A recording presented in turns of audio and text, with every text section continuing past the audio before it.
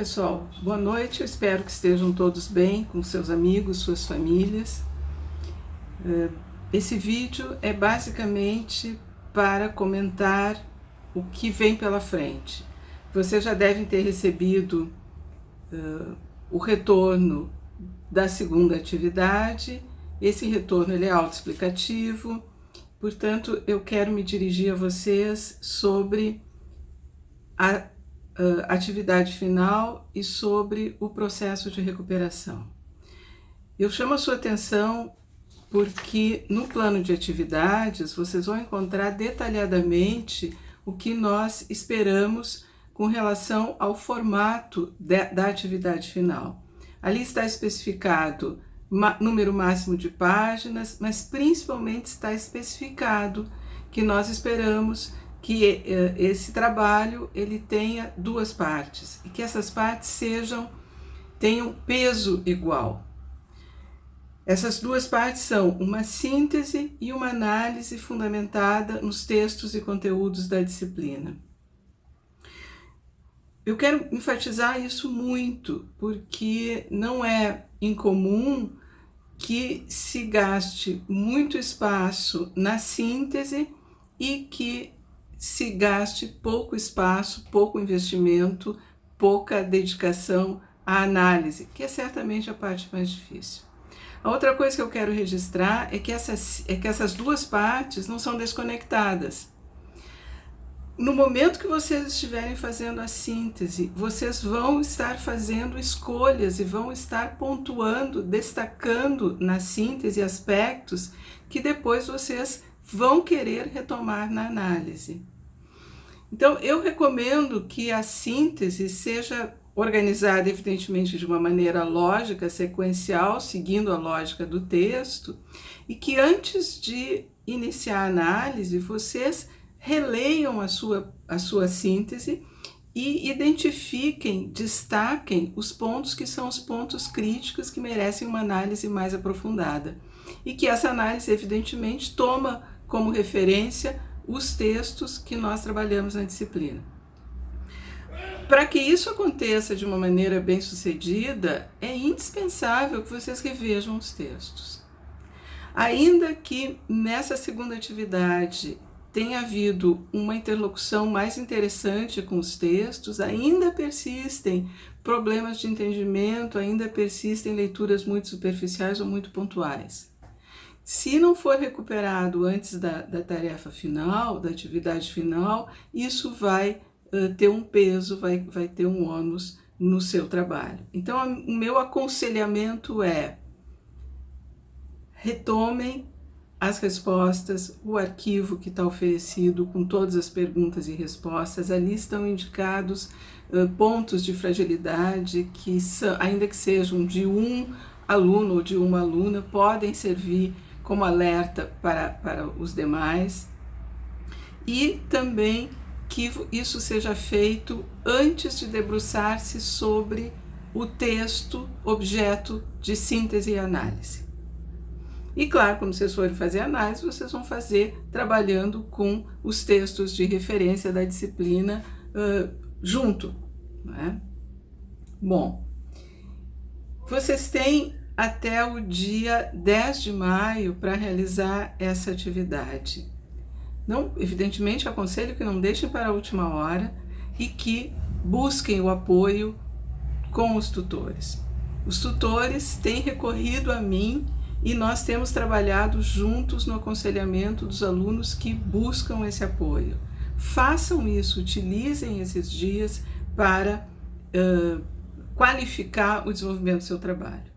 Um outro problema de deixar para a última hora é que nenhum texto sai pronto. Nenhum texto sai com a redação definitiva. Todo texto precisa de muita revisão, de mais de uma revisão. Eu que sou antiga nesse negócio de escrever textos, acabei de escrever um artigo e esse artigo foi revisado mais de 10 vezes, retirando a palavra, escolhendo outra, posicionando melhor o verbo. Claro que eu não espero que vocês façam 10 vezes a revisão da sua atividade, mas nenhuma revisão é certeza de que haverá problemas na escolha das palavras, problemas gramaticais, até mesmo problemas singelos de digitação. Isso se resolve utilizando o tempo que está disponível para fazer a atividade e organizando esse tempo para que seja suficiente para organizar os seus conteúdos, para revisar os textos de apoio, para revisar a redação, para ter interlocução com os tutores e em decorrência comigo. Lembro que os textos precisam seguir as referências da BNT, isso tudo que eu estou dizendo está no plano de atividades, é a nossa referência de avaliação, está no plano de atividade também o peso que na avaliação será dado a cada uma das partes. Revejam isso antes de começar a fazer o seu trabalho. Com relação à recuperação, nós só vamos enviar as perguntas sobre os conteúdos da primeira atividade e da segunda atividade no dia 10 para o dia 11, ou seja, nós não queremos que vocês se distraiam da realização dessa última atividade, avançando ou retornando à atividade de recuperação. Pelo cronograma, a atividade de recuperação acontece com prazo até 17 de maio, portanto, vocês terão tempo hábil para fazer essa atividade.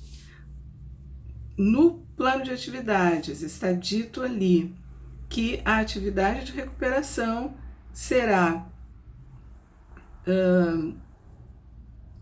a atividade de recuperação dessas duas primeiras atividades que foram a elaboração da pergunta serão 3 perguntas sobre os conteúdos.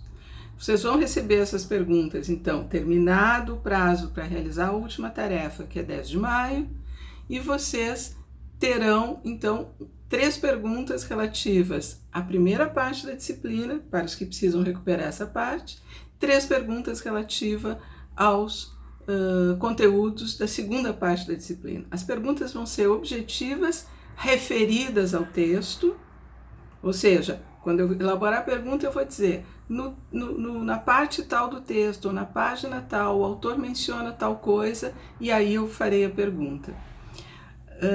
Objetivo não significa de cruzinha, não significa correlações diretas. Objetiva significa que elas vão estar referidas ao contexto, mas as respostas serão discursivas, ok?